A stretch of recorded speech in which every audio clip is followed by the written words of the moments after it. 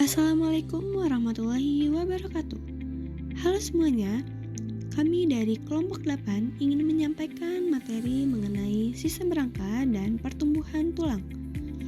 Pada video kali ini, kami akan membahas mengenai pengertian sistem tulang, fungsi-fungsinya, jenis-jenis tulang, serta bagaimana proses pertumbuhan tulang terjadi pada tubuh manusia.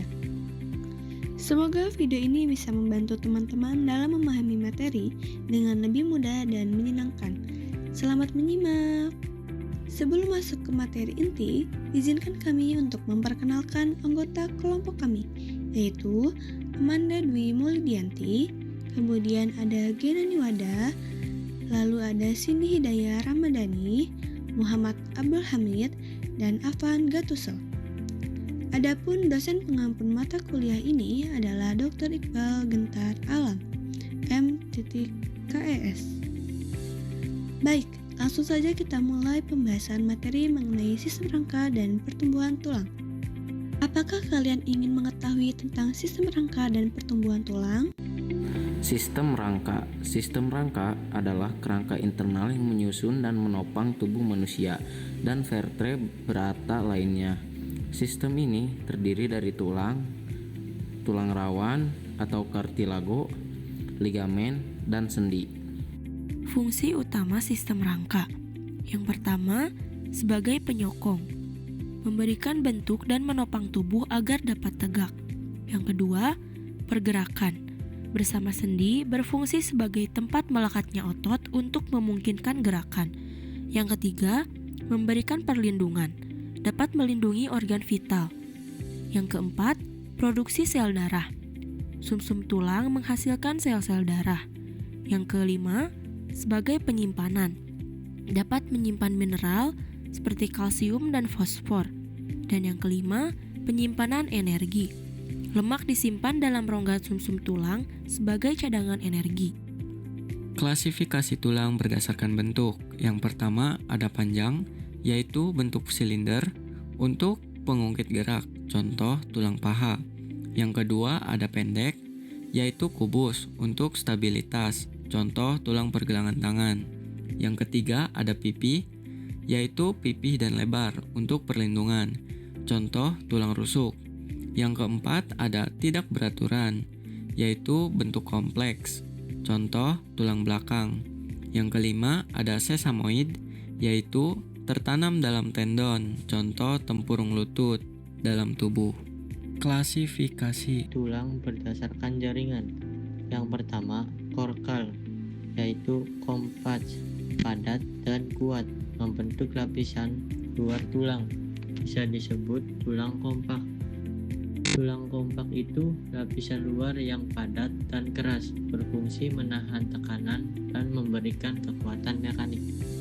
Yang kedua, spongiosa atau cancellus, berongga seperti spons di bagian dalam tulang sebagai peredam tekanan, bisa disebut tulang spons. Terletak di bagian dalam, memiliki struktur seperti spons yang berongga, berfungsi untuk meredam benturan. Struktur tulang. Yang pertama ada struktur tulang panjang. Diafisis, batang tengah yang keras. Epifisis, ujung tulang yang berbentuk seperti spons. Cakra epifisis, area pertumbuhan memanjang pada tulang muda. Periosteum, selaput pelindung di permukaan luar tulang. Dan yang terakhir, sumsum tulang, yaitu jaringan di dalam rongga tulang. Sumsum tulang dibagi menjadi dua, merah dan kuning. Pengertian dari merah sendiri yaitu pembuat sel darah, dan kuning penyimpan lemak. Selanjutnya, nomor 2, yaitu sel-sel tulang. Sel-sel tulang terbagi menjadi 3, diantaranya yaitu yang pertama, osteoblast, yaitu pembangun tulang.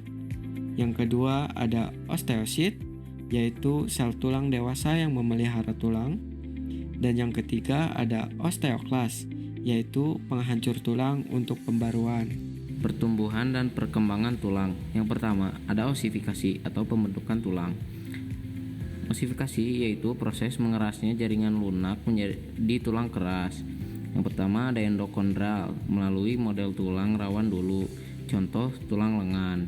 Yang kedua, intramembran, yaitu langsung dari jaringan ikat, contoh tulang tengkorak. Yang kedua, ada fase pertumbuhan. Yang pertama ada anak dan remaja. Memanjang itu di cakra epifisis. Tiga, membesar, itu di bawah periosteum. Yang keempat ada dewasa awal atau 25 tahun, itu cakra epifisis menutup, pertumbuhan memanjang berhenti, kepadatan tulang puncak. Yang terakhir ada dewasa tua, penyerapan tulang lebih dominan, massa tulang menurun. Faktor-faktor yang memengaruhi pertumbuhan tulang. Yang pertama, nutrisi. Kalium dan fosfor, mineral pembentuk. Vitamin D, penyerapan kalsium. Vitamin C, pembentukan kolagen. Yang kedua ada hormon. Hormon pertumbuhan dan tiroid, perangsang pertumbuhan. Hormon seks, pacu pubertas, dan jaga kepadatan. PTH dan kalsitonin, atur kalsium. Yang ketiga ada aktivitas fisik. Olahraga memberi tekanan untuk merangsang penguatan tulang. Yang keempat atau yang terakhir adalah genetik, menentukan potensi tinggi badan dan bentuk tulang. Berikutnya, kelainan dan penyakit pada sistem rangka. Yang pertama, osteoporosis. Osteoporosis merupakan penurunan kepadatan tulang sehingga tulang menjadi rapuh dan mudah patah. Yang kedua, rakitis dan osteomalacia, yakni pelunakan tulang akibat kekurangan vitamin D dan kalsium. Yang ketiga, artritis. Artritis merupakan peradangan pada sendi. Yang keempat, skoliosis, yakni kelengkungan tulang belakang yang abnormal ke arah samping. Dan yang kelima, fraktur atau patah tulang, yakni kondisi di mana adanya keretakan atau patah pada tulang. Tulang dan fungsinya. Pilih satu tulang di antara semua yang sudah kamu pelajari hari ini. Kenapa tulang ini unik dan apa perannya dalam tubuh manusia? Tunjukkan jawabanmu kepada teman sebangku dan bersiaplah untuk membahasnya di kelas.